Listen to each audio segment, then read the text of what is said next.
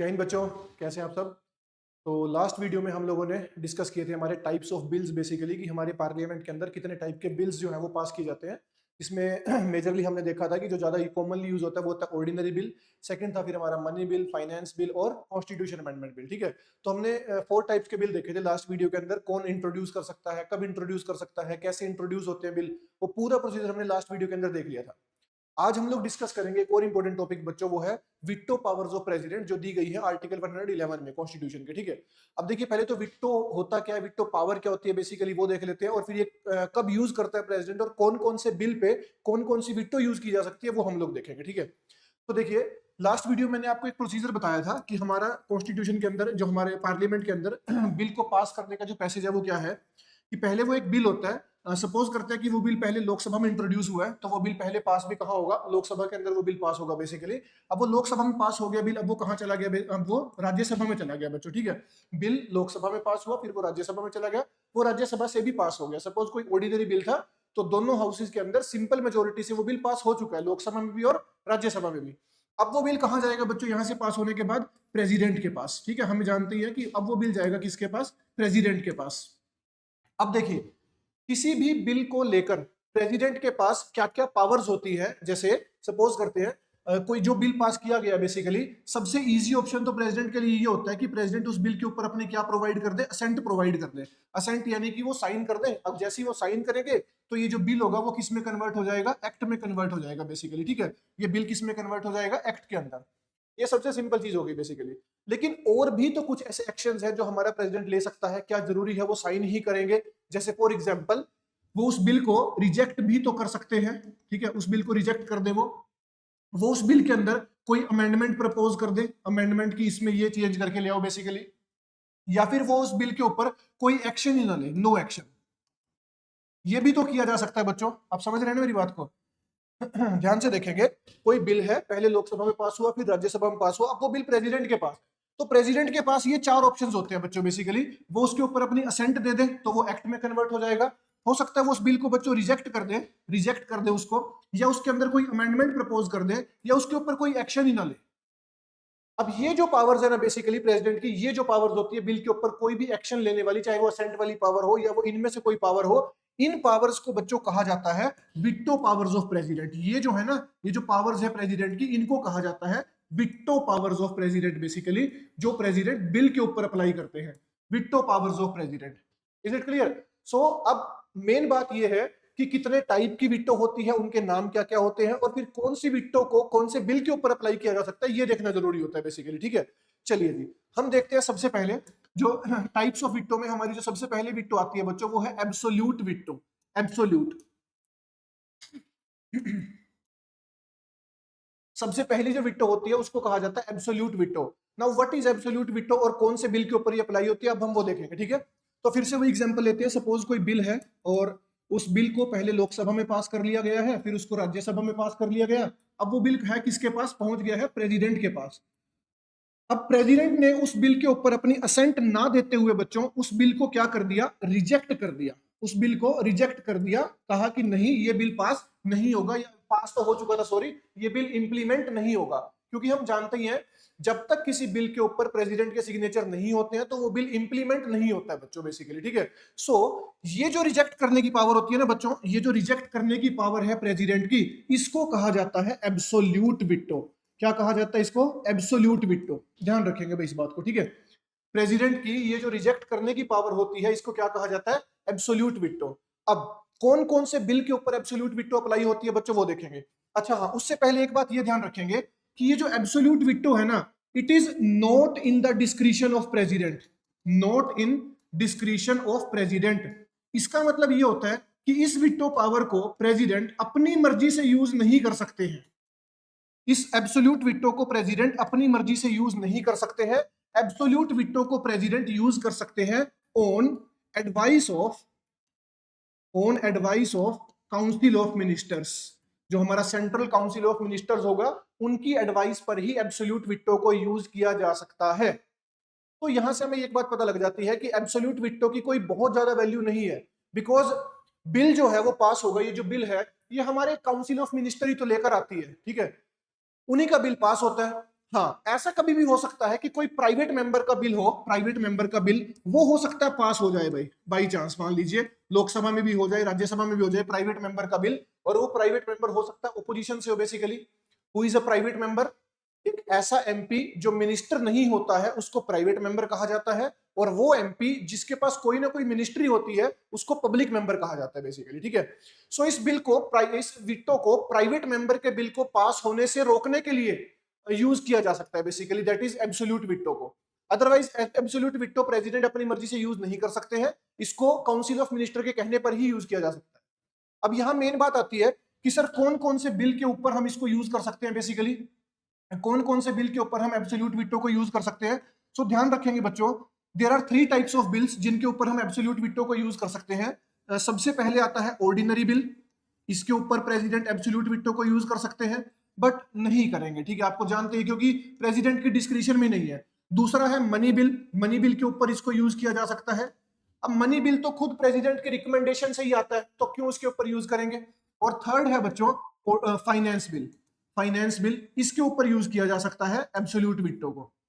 But आप जानते ही हो कि मनी बिल भी पब्लिक मेंबर बिल होता है, फाइनेंस बिल भी पब्लिक मेंबर बिल होता है, तो पब्लिक मेंबर बिल यानी सरकार काउंसिल ऑफ मिनिस्टर ही लेकर आ रही है बेसिकली, तो काउंसिल ऑफ मिनिस्टर अपने बिल को रिजेक्ट तो नहीं करवाएगी ना।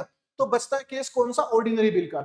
ऑर्डिनरी बिल भी सरकार खुद तो क्यों ही रिजेक्ट करवाएगी, वो मैंने आपको केस बताई दिया कि अगर कोई ओपोजिशन का मेंबर या कोई प्राइवेट मेंबर कोई बिल पास करवा लेता है, उसको रिजेक्ट करने के लिए एब्सोल्यूट वीटो को रखा गया।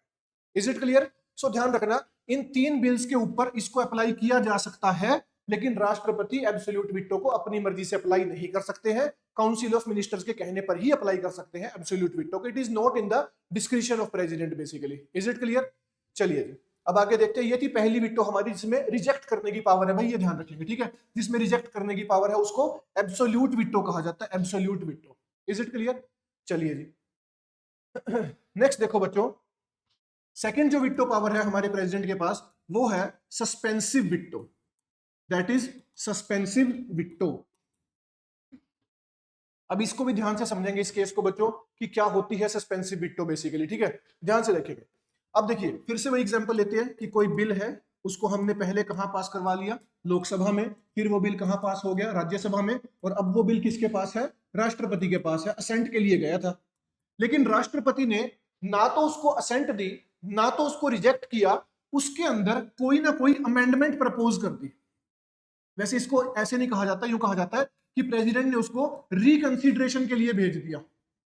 रिकंसीडरेशन कि भैया एक बार दोबारा सोच लो इस बिल के बारे में।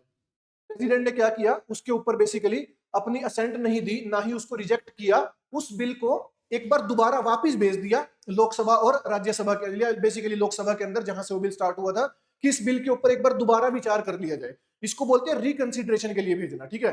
तो ये जो प्रेसिडेंट की पावर होती है जिसमें प्रेसिडेंट बेसिकली बिल को एक संशय में डाल देते हैं, इसको कहा जाता है बच्चों सस्पेंसिव विट्टो। यानी राष्ट्रपति ने उस बिल को क्या कर दिया, थोड़ा सा सस्पेंस में डाल दिया, इसको कहा जाता है suspensive veto power of president, suspensive veto, ठीक है। अब यहां पर एक कंडीशन है जो आपको याद रखनी है, क्या, प्रेसिडेंट ने उस बिल को वापस भेज दिया कहां पर, पार्लियामेंट के पास, कि इस बिल को दोबारा फिर से आप लोग एक बार विचार कर लीजिए और दोबारा भेजिए इस बिल को। अब हमारे यहां पर क्योंकि पार्लियामेंट्री फॉर्म ऑफ गवर्नमेंट होती है, तो पार्लियामेंट के पास पावर ज्यादा होती है, और प्राइम मिनिस्टर रूल बेसिकली चलता है, हमारा जो डी फैक्टो हेड होता है वो प्राइम मिनिस्टर होता है, डी नॉमिनल हेड हमारा प्रेसिडेंट होता है बेसिकली। सो कहीं ना कहीं पार्लियामेंट की पावर्स को सुप्रीम रखा ही गया, थोड़ा ज्यादा रखा गया। कैसे इस केस में मैं ये बात बोल रहा हूं आपको, क्योंकि अगर प्रेसिडेंट ने किसी बिल को रिकंसिडरेशन के लिए वापस भेज दिया, अब अगर पार्लियामेंट ने उसी बिल को दोबारा फिर से एज इट इज पास करके भेज दिया जैसे वो बिल पहले था, बिना राष्ट्रपति की अमेंडमेंट को माने, तब राष्ट्रपति की मजबूरी है कि उनको इस बिल के ऊपर असेंट देनी ही पड़ेगी, there is no other option.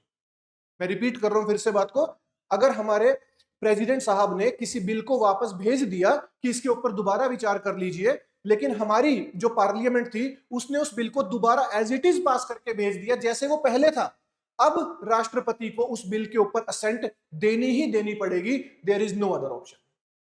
Is it clear? तो हमारे यहां पर ऐसा ये है कि भाई वापस भेज दो उस बिल को, दोबारा आ गया, अब उसके ऊपर साइन हो जाएंगे। तो इसीलिए इसको यूज बहुत कम किया गया, क्योंकि उसको बेनिफिट ही क्या बेसिकली, अगर पार्लियामेंट ने उसको दोबारा भेज ही दिया एज इट इज। तो इज इट क्लियर?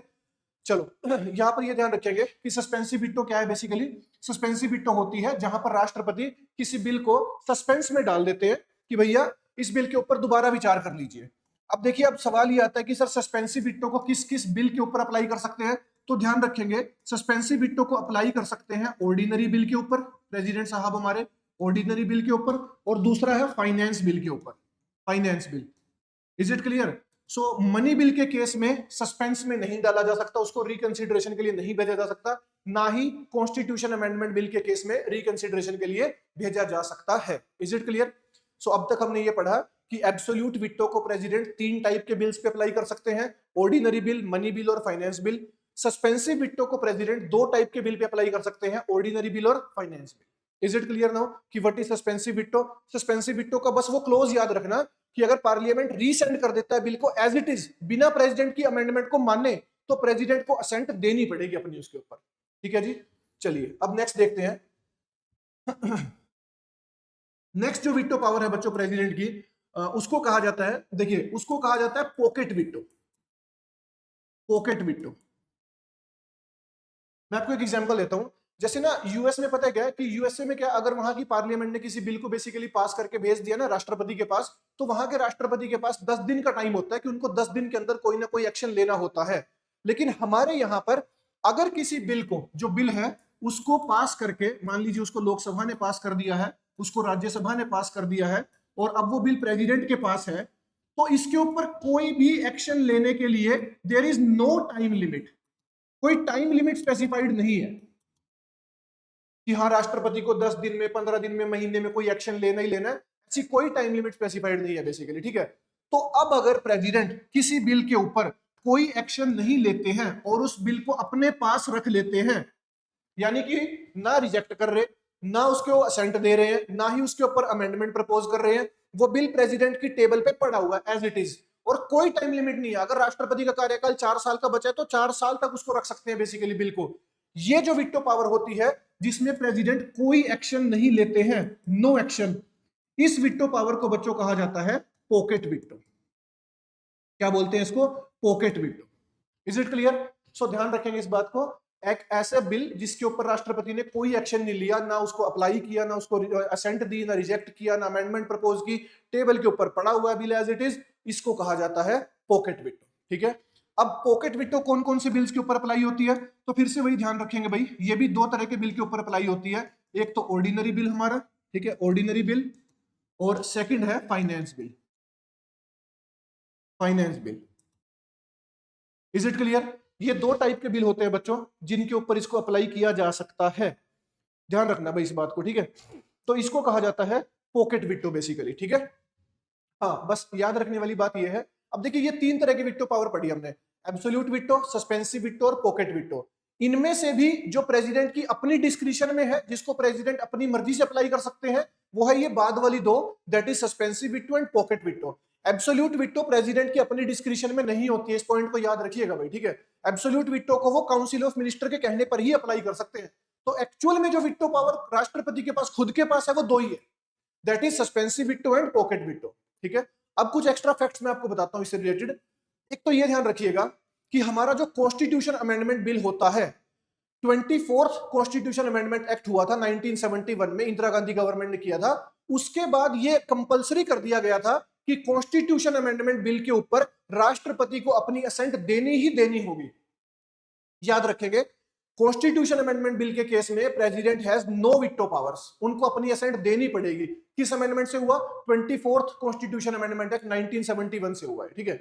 अच्छा ठीक है, एक फैक्ट ये भी याद रखिएगा कि जैसे यूएस के अंदर क्या होता है ना, एक और विट्टो चलती है बेसिकली बच्चों, उसको कहा जाता है क्वालिफाइड विट्टो, ये यूएस में चलती है। क्वालिफाइड विट्टो में क्या होता है कि अगर यूएस के राष्ट्रपति ने किसी बिल को वापस भेज दिया वहां की पार्लियामेंट के पास कि आप इस बिल को दोबारा एक बार विचार कर लीजिए, वही जो मैं अमेंडमेंट की बात कर रहा था, तो तब वहां की जो पार्लियामेंट है ना, उनको उस बिल को एक हायर मेजोरिटी के साथ पास करके भेजना पड़ता है।